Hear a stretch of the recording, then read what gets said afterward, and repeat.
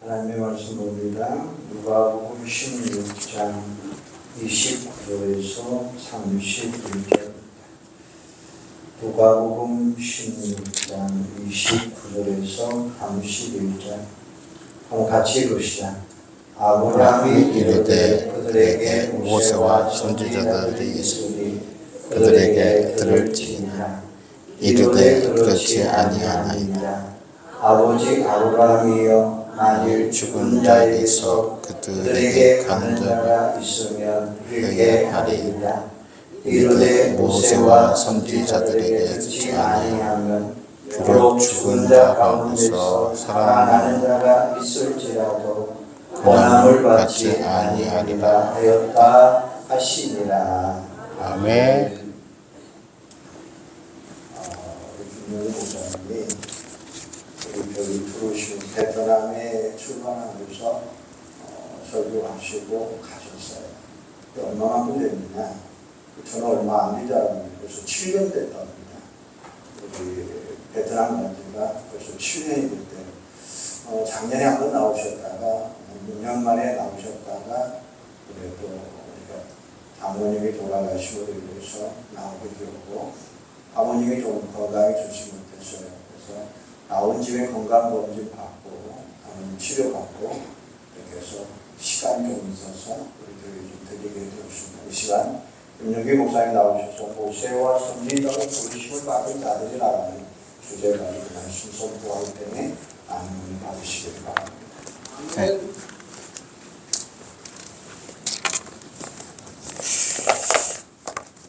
반갑습니다. 네, 저는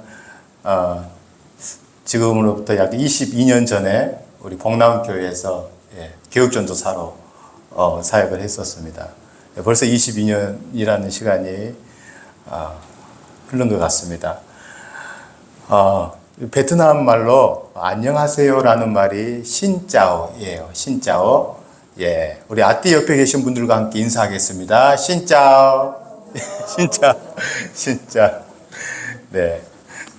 발음이 참 좋으세요. 베트남어 발음이. 저는 2018년 12월 9일에 총회 선교사로 이제 베트남에 파송을 받았고, 이제 7년차 베트남 선교사로 사역을 하고 있습니다. 제가 7년 동안 베트남에서 선교사로 사역하면서 느낀 점이 있어요.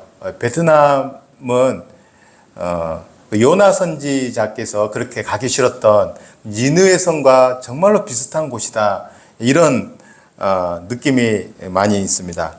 우리 총회 세계선교부에서는 이 베트남을 F4 지역으로 선교 지역으로 선정하고 있습니다. 이 F4 지역이란 곳은 북한, 중국, 또 이슬람 국가들, 파키스탄 이런 국가들 선교를 할 수 없는 선교 제한 국가를 F4 지역으로 선정을 하고 있는 것이죠. 여러분, 우리가 베트남 하지만은 베트남의 정식 국가 명칭도 베트남 사회주의 공화국이에요. 베트남 사회주의 공화국. 베트남은 그 베트남 주변에 있는 라오스나 미얀마 같은 사회주의 국가가 있지만은 굉장히 사회주의성이 강한 국가이기도 합니다. 우리 북한의 그 김일성이 있잖아요. 이 베트남에도 호치민이라는 아주 베트남에서 위대한 인물이 있어요. 제가 느끼기로는 북한에서 김일성을 더 추앙하는 것보다 베트남 사람들이 호치민을 더 추앙하는 게 더 많은 것 같아요. 더 큰 것 같아요. 어마어마한 인물이거든요. 그래서 초등학교부터 고등학교까지 우리 학생들이 학교에 가는 거 보면은 일주일에 2번은 이 목도리를, 빨간색 목도리를 하고 가요. 빨간색 마우라를 하고 호치민 이 동상 앞에서 사회주의 사상에 대해서 선서를 하고 종교처럼 교육하는 것이 베트남 공교육 시스템입니다.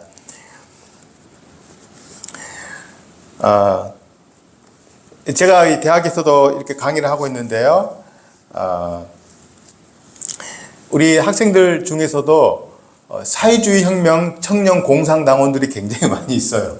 그래서 이 교수가 한국어를 가르치고 있지만은 혹시나 교회에 관한 이야기를 하거나 예수님에 관한 이야기를 하면은 바로 학교 당국에 고발을 하게 되는 것이죠. 네, 이게 바로 베트남의 모습입니다.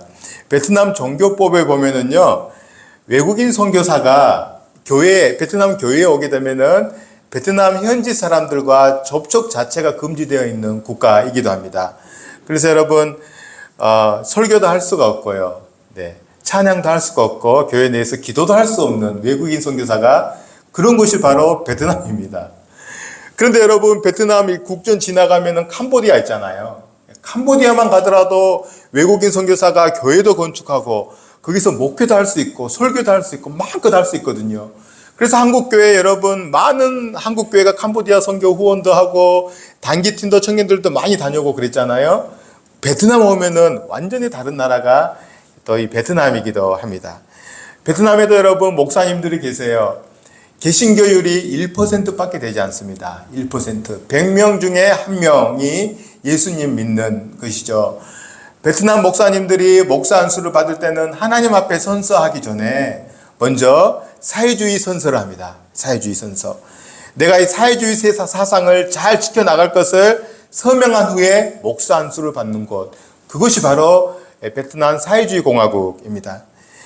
저는 참 이러한 이 상황의 선교지 베트남을 바라볼 때마다 생각나는 선교사님이 한 분 계셨어요. 우리 한국에, 우리 조선 땅에 처음 오셨던 언더우드 선교사님, 1885년 4월 5일 제물포항을 통해서 조선 땅에 오셨잖아요. 그분이 조선 땅에 오셔서 조선을 바라보면서 썼던 시가 한 편 있어요. 그 배지 않는 조선의 마음이라는 시인데요. 제가 한번 읊어드리겠습니다. 주여, 지금은 아무것도 보이지 않습니다. 주님, 메마르고 가난한 땅, 나무 한 그루 시원하게 자라 오르지 못하고 있는 땅에 저희들은 옮겨와 앉았습니다. 그 넓고 넓은 태평양을 어떻게 건너왔는지 그 사실이 기적입니다.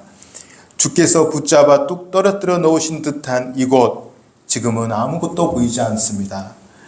네, 우리 언더우드 선교사님께서 처음에 조선 땅에 와서 쓴 시예요. 배지 않는 조선의 마음. 저도 베트남에 갔었을 때 이런 마음이 있었어요. 와, 이러한 환경 가운데 어떻게 하나님 말씀을 전하고 복음을 전하고 선교를 하고, 이런 선교 계획들이 굉장히 많이 차질이 생겼었던 것이죠. 아무것도 보이지 않았습니다. 그러나 여러분, 지금은 너무나도 많은 것을 보고 있습니다. 이러한 상황이지만은 이러한 상황을 극복하고 돌파해내려고 했을 때 그 문을 열어주시는 분이 바로 우리 하나님이시구나 라는 것을 제가 알게 됐습니다. 사실 저는 지금이 베트남 베트남이 사회주의 국가가 이거 선교를 못하는 제한국가이기는 하지만은 베트남 선교의 최적의 시기가 저는 지금이라고 생각해요. 여러분, 얼마 전에 베트남의 서열일이 제1서기장이 한국에 왔었잖아요. 네. 왜 왔겠습니까? 베트남은 여러분, 한국과 교역이 없으면은 이제 망하는 국가가 베트남이거든요. 우리 대한민국도 그렇습니다. 우리 여러분, 대한민국 무역량을 보면은요, 중국, 미국, 3위가 여러분 베트남이에요. 베트남과 그렇게 무역을 많이 하고 있는 우리 국가입니다. 이 전 정부에서 여러분, 동남아 시장을 개척하기 위해서 신남방 정책이라는 것을 펼쳤어요. 동남아 시장 개척, 신남방 정책의 가장 큰 수혜국이 베트남이지 않습니까? 여러분, 베트남의 1년 세수, 베트남 1년 세비에, 1년 예산에, 1년 살림에 20%를 내는 기업이 있어요. 우리나라 삼성전자입니다. 베트남 내에 있는 우리나라 삼성전자가 여러분 핸드폰, 이 삼성 핸드폰의 50%를 베트남에서 만들어요. 예. 그래서 세비를 내잖아요. 예. 삼성전자가 20%를 내요. 삼성만 있습니까? 베트남에 현대 있죠. 기아 있죠. LG 있죠. 약 1만 개의 기업이 지금 우리나라 1만 개의 기업이 베트남에 진출해 있습니다. 이게 바로 여러분 지금 베트남이죠. 베트남의 사실 30% 이상을 한국 기업이 지금 먹이 살리고 있는 이 상황이기도 합니다. 베트남에 우리 한인들이 19만 명 있고요. 한국에 베트남 사람들이 약 35만 명 정도 있다고 해요. 한국 신랑과 베트남 신부 10만 명 정도 있다고 해요. 10만 명이 이렇게 결혼을 했다고 합니다. 저는 이러한 상황에, 베트남이 이러한 상황에 사회주의성이 강하긴 하지만은 지금 한국인이라고 하면은, K라고 하면은, 무조건 마음을 열고 받아들이는 곳이 지금 베트남이죠. 그래서 저는 베트남은 지금 선교 최적의 시기다. 그렇게 생각을 하고 있습니다. 이러한 한류 열풍이 여러분, 이러한 한류 열풍이 어디로 이어지겠습니까? 베트남 젊은 세대로 이어지고 있는 것이죠. 베트남 젊은 세대가 이제 한국이라는 이 소망이 생긴 것이죠. 희망이 생긴 것이죠. 내가 한국어만 잘하면은 월급도 2배 이상 받아요. 여러분, 우리 서울대학교 보면은 제일 공부 잘하는 사람들이 서울대학교 의예과 가잖아요. 의예과, 의대 가잖아요.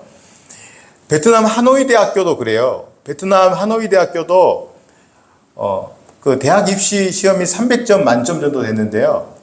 280점을 맞으면은 이 의예과를 갑니다. 의대를 가요. 그런데 어느덧부터 282점을 맞아야지만이 들어가는 학과가 생겼어요. 한국어학과입니다. 한국어학과.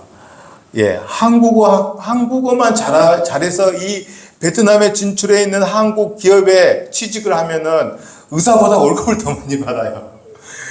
뿐이겠습니까? 한국에 유학 갈 수 있는 길도 열리고요. 또 한국 총각 만날 수 있는 기회도 열리고요. 베트남 젊은이들의 꿈, 바로 K, 대한민국, 코리아가 되는 것입니다. 베트남에서 여러분, 한국어는요, 2021년도에 한국어가 베트남 초중고등학교 필수 과목이 됐어요. 필수 제1외국어. 제1외국어가 7개가 있어요. 영어, 중국어, 러시아어, 프랑스어, 일본어, 독일어, 한국어. 이 중에 한 개 국어를, 외국어를 선택해서 고등학교 졸업할 때까지 이수를 해야 돼요. 한국어는 이제 후발주자이지 않습니까? 우리 대한민국도 다 제1외국어 영어 많이 하는 학교가 많잖아요. 그런데 지금 이제 제1외국어에 한국어가 선정된 이후로 많은 초중고에서 이 한국어를 배우기 위해서 그런 열풍들이 불고 있는 것이죠. 이제 제가 사역을 하고 있는 호치민 사범대학교 한국어학과는요, 이 초중고등학교에 한국어 선생님을 임용해서 발령하는 곳, 이것이 바로 호치민 사범대학교 한국어학과입니다. 그럼 영상 한번 보겠습니다. 제가 하고 있는 캠퍼스 사역부터 영상 한번 보도록 하겠습니다.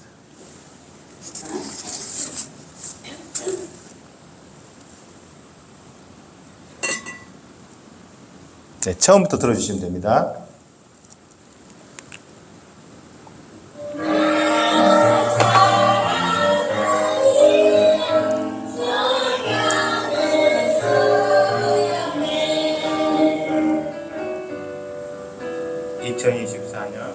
김용기 문유희 선교사 선교보고. 주선한 능력으로 안으시네. 그 크신 발로 날 부르시네.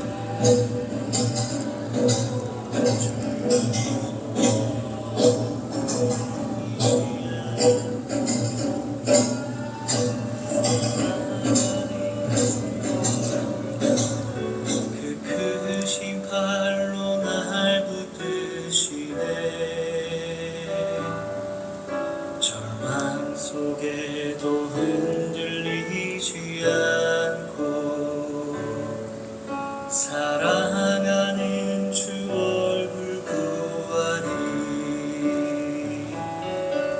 선한 능력. 네, 잠깐 멈춰 주시겠습니까?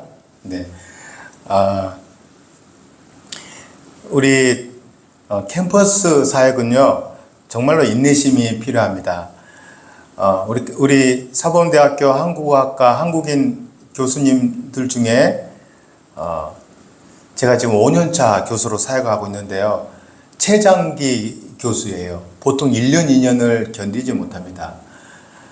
예전에 이 베트남 사람들이 너무 한국을 좋아하니까 한국에 있는 이제 신천지에서 베트남 젊은 세대를 포교하기 위해서 한국어학과 교수들을 보냈어요. 우리 사범대학교에. 이단들이 들어와 있는 것이죠. 돈이 굉장히 많아요. 학생들 장학금도 많이 주고요. 한국에 있는 유학도 많이 보내주고, 그러니까 많은 학생들이 그런 교수들을 좋아했어요. 그래서 그런 사람들이, 그런 학생들이 모여서 신천지에서 이제 포교를 시작하고 교육을 시작해 내가는 것이죠. 동남아의 이제 젊은 세대 허브로 이제 만들어 나가는 것이죠. 그런데 그게 베트남 공안에 발각이 됐어요. 그리고 전부 다 추방이 됐습니다. 다 추방이 됐어요. 어떠한 종교 행위도 할 수가 없는 곳이죠. 그곳에 이제 제가 이제 부임을 하게 됐습니다. 우리 이 캠퍼스 사역은 정말로 인내심이 많이 필요합니다. 예수님에 대해서 말하면은요, 우리 학생들 중에 저렇게 착해 보이는 학생들이지만은 사회주의 혁명 청년 당원들이 있어요. 일주일에 한 번은 공산당원 옷을 입고 와요. 그래서 혹시 저 교수가 예수님 이야기하지 않느냐, 교회 얘기하지 않느냐, 항상 감시하는 것이 이 캠퍼스 선교사입니다. 하지만 우리 학생들 제가 다니면서 2년, 3년 밥 사주고 교제하고 그러면은 팀이 형성이 됩니다. 서로 마음을 나누게 되고요. 또 호치민에 있는 한국교회, 호치민 한인타운에 있는 한국교회도 데리고 가고, 또 아까 봤지만 몰래 온라인으로 성경 읽기반에 초대도 하고, 또 우리 학원 선교하시는 CCC나 ESF 선교사님들이 계세요. 그분들이랑 같이 협력해서 사역하고, 네.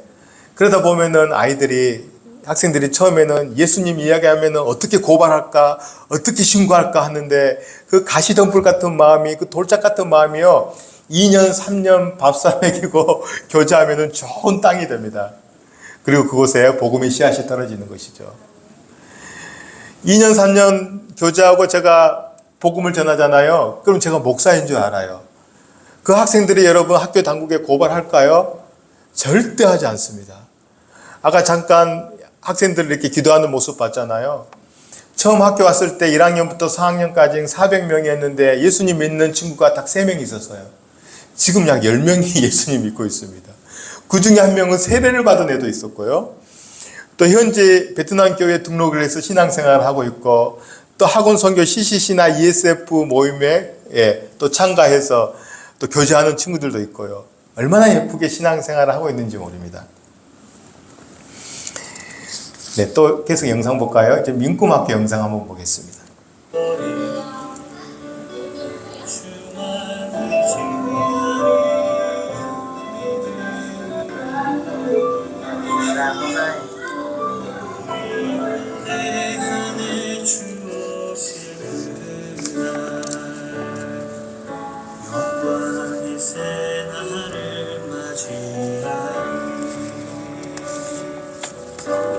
전에 괴로운 날에 벗사고 고난의 길을 걷는다 해도 주님께 모든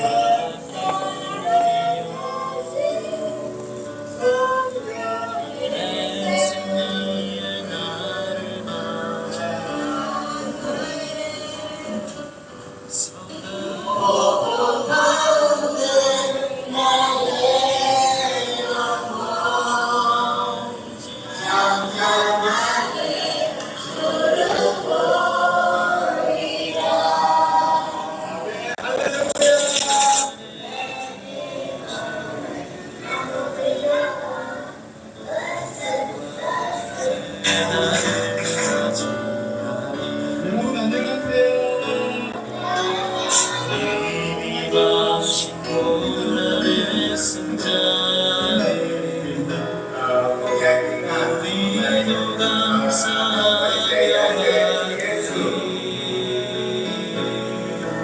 주님의 남은 고난 채워가며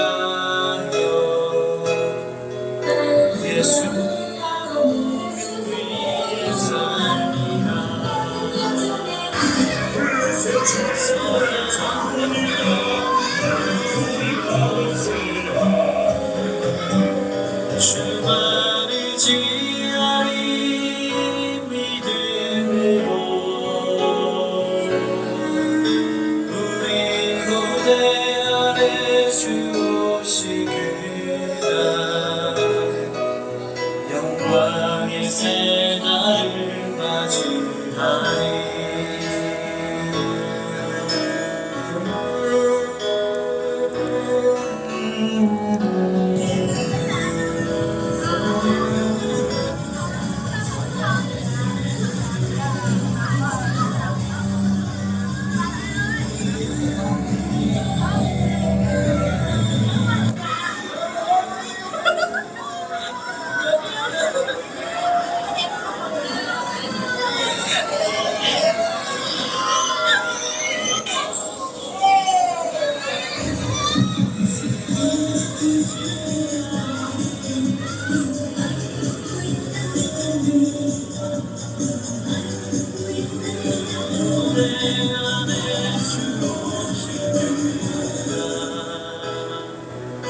영광의 새날을 맞이하리.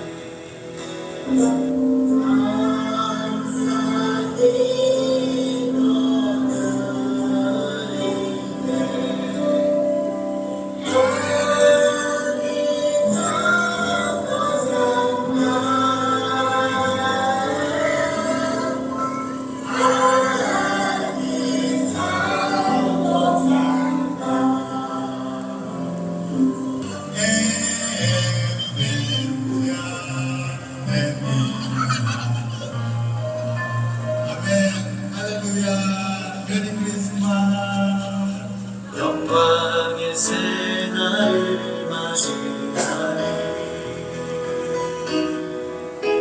영광의 새날을 맞이하리.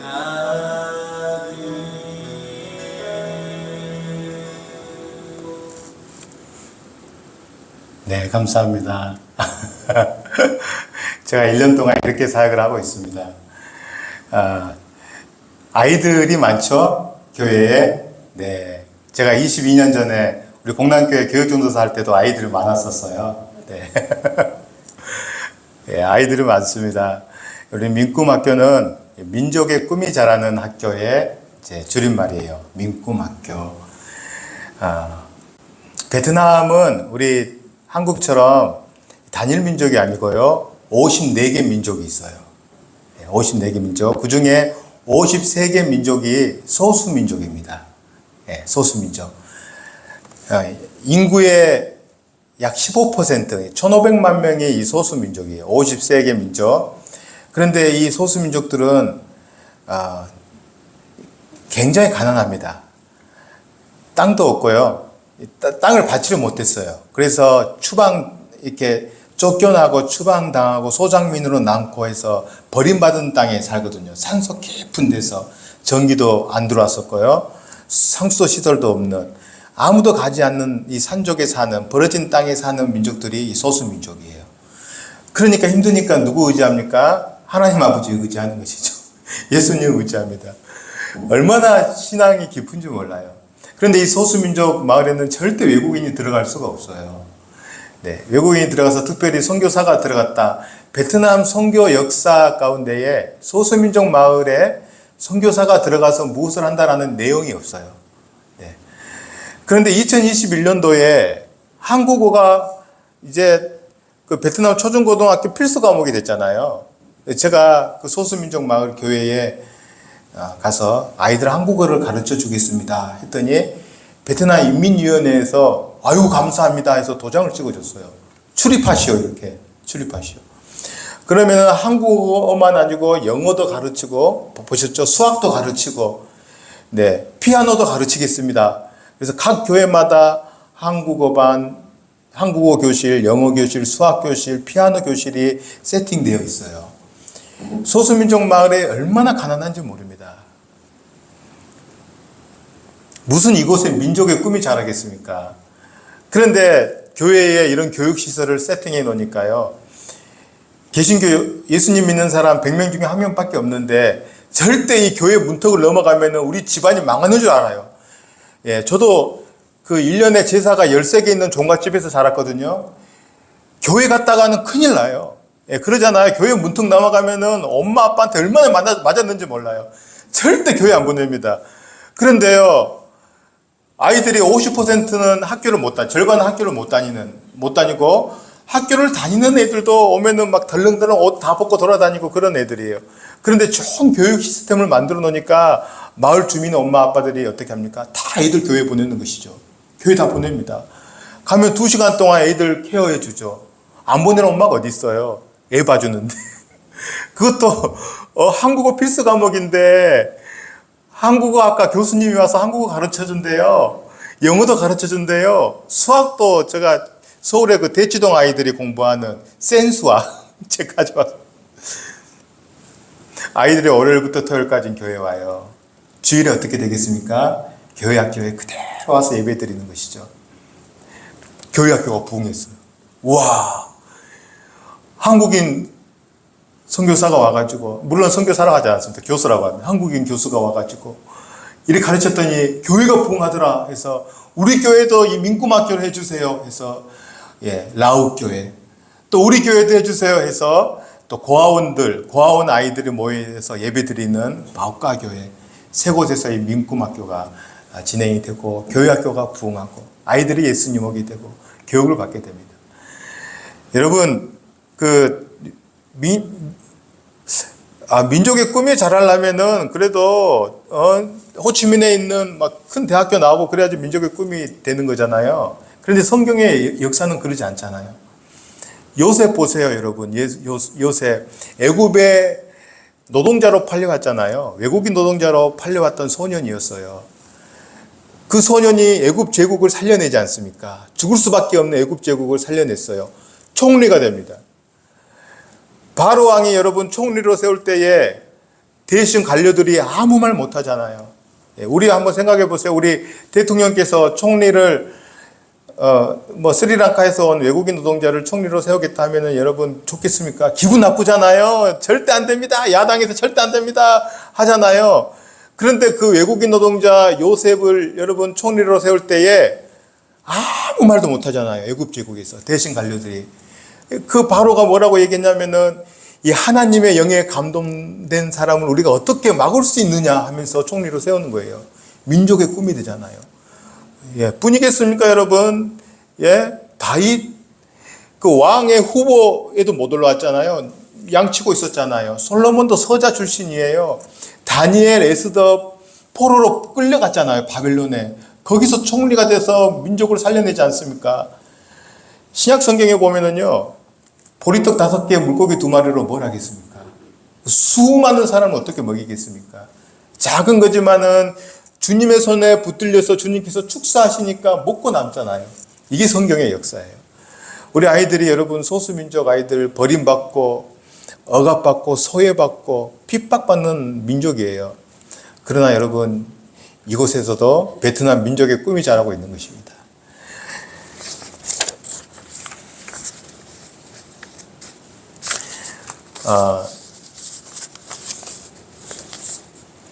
우리 이 소수민족 마을은 베트남에서요, 여러분 호치민에 와보면은 없는 게 있어요. 뭐가 없냐면은요, 산이 없습니다. 산이 없어요. 호치민에서 2-3시간 넘어가면은 산이 하나 딱 나오기 시작해요. 그래서 호치민에서 우리 민꾸학교가 있는 달라이, 라오, 바오카 교회까지 가려면은 150km 정도 떨어져 있습니다. 150km. 그럼 제가 거기 갔다가 오면은 한 350km 정도 예전에는 오토바이를 타고 다녔었어요. 이 민구학교 사역 때문에. 그래서 금요일, 토요일, 주일은 우리 이 산속에 들어가서 민구학교 사역을 하고 옵니다. 지금은 이제 차로 다니거든요. 여러분 오늘이 누가복음 16장에 이 본문의 말씀 보면은 부자와 거지 나사로에 관한 말씀이 나옵니다. 우리 너무나도 잘 알고 있는 말씀이죠. 지옥에 있는 부자가 이렇게 합니다. 지옥에 있는 부자가 너무 뜨겁습니다. 나사로를 보내서 손가락 끝에 물을 찍어서 내 혀를 서늘하게 해 주옵소서. 그러자 아브라함께서 너희와 우리 사이에는 큰 구름통이가 있어서 건너가고자 하되 할 수 없고 거기서 우리에게 건너올 수도 없느니라. 그러면 아버지 아브라함이여 그 거지 나사로를 내 아버지 집에 내 집에 보내소서. 우리 형제 5이 있으니 이 고통받는 지옥에 오지 않게 해주소서. 그러자 아브라함이 하는 말씀이 오늘 본문에 그들에게 모세와 선지자들이 있으니 그들에게 들을지니라 이렇게 했어요.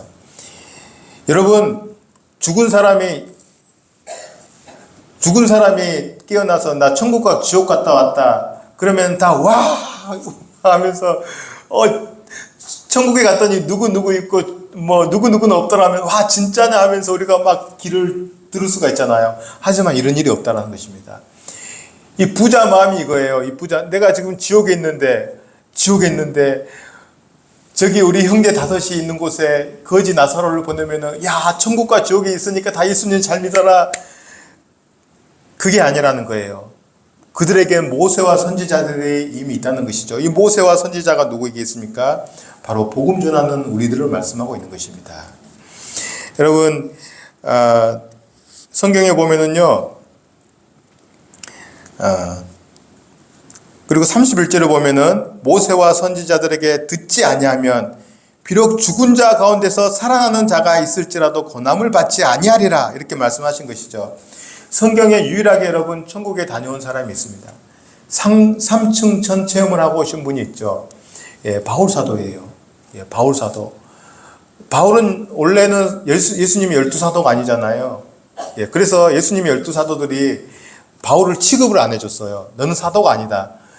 그래서 나는 천국도 갔다 왔다라고 얼마나 말하고 싶겠어요. 난 천국도 갔다 온 예수님의 사도된 자다 얼마나 말하고 싶겠어요. 그런데 말하지 않았어요.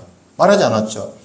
고린도후서 12장에 보면은 내가 이 체험에 대해 자랑할 것들이 너무 많으나 자족하겠노라 하면서 모세와 선지자의 길, 복음 전하는 길을 가는 것이었죠. 예루살렘과 사마리아와 땅끝까지 이르러 복음 전하는 자의 길을 가는 것입니다. 여러분, 제가 선교사이지만은 모세와 선지자의 길, 여러분 복음 전하는 여러분 모두가 그런 의무를 가지고 있어요. 저에게만 여러분 선교지에 가서 베트남에 가서 선교하라는 명령이 아니에요. 여러분도 다 그런 의무를 가지고 있어요. 그런데 여러분은 가정이 있고 또 일을 해야 되기 때문에 선교사로 못 가잖아요. 그래서 저를 대표로 보는 거예요. 저는 제가 선교하는 것이 아니고 여러분의 선교를 제가 하는 거예요. 기도해 주시기 바라겠습니다. 네. 여러분 주위에 예수님 믿지 않는 많은 사람들 있지 않습니까? 우리 가정에도 있고 옆집도 있고 많이 있습니다. 그런 이야기가 있거든요. 예정론이 있어요. 야, 나는 하나님 선택받았고 저 사람들은 선택을 못 받았다. 이건 잘못된 예정론이에요. 이런 사람들을 숙명론이라 하거든요. 이 사람 숙명론이다. 그러나 예수님의 사랑은 온 인류를 향해서 두 팔 벌린 사랑이거든요. 모두 다 구원의 열린 길이 다 있어요. 예수님 믿으면 돼요. 모두에게 향한 은총인 것이죠. 이런 이야기가 있습니다. 이 올바른 예정론자하고 이 사람은 선택받았고 나는 선택받았고 저 사람 선택 못 받았어 하는 이 숙명론자가 배를 탔어요. 같은 배를 탔는데 아이가 물에 빠지는 거예요. 물에 빠졌어요. 그런데 이 예정론자는 이 잘못된 숙명론자는 이렇게 생각하는 것이죠. 이 아이가 여기 물에 빠지도록 이게 이 아이의 숙명이다 이렇게 생각하는 거예요. 근데 이 예정론자는 그렇게 생각하지 않는 거예요. 우리 교단의 모든 예정론자는 어떤 마음을 갖냐면요. 왜 하나님께서 나를 이곳에 부르시고 이 배를 타게 하고 이 아이 옆에 내가 나를 있게 했는지 이 하나님의 예정함을 본다는 것이죠. 빨리 아이를 살리라는 것이잖아요. 똑같습니다, 여러분. 주의 여러분, 우리 가정에, 우리 친척에 하나님 알지 못하는 많은 백성들, 많은 사람들, 왜 하나님께서 나를 이곳에 부르셨는지, 왜 나를 이곳에 하나님께서 부르셨는지 이런 마음을 갖고 올 한 해에는 그들에게도 복음 전하시는 우리 귀한 여러분 되시기를 주님 이름으로 축복합니다. 기도하시겠습니다. 우리 존귀하신 하나님 아버지, 우리는 참으로 작은 자입니다. 부끄러운 자입니다. 하나님 앞에 두 손 들고 나아갈 수밖에 없는 자들입니다. 하나님, 우리를 하나님이 자녀 삼아주심을 감사드립니다. 하나님의 일꾼 삼아주심을 감사드립니다. 우리도 선교사입니다. 김윤기 선교사만 선교사가 아니고 모두가 선교사인 것입니다. 우리가 이 선교에 하나님 주신 귀한 사명을 잘 감당해 나가서 하나님으로부터 축복받는 우리 귀한 우리 복남교회 모든 성도들 될 수 있도록 하나님 축복하여 주옵소서. 감사하며 예수님 거룩하신 이름으로 기도드립니다. 아멘.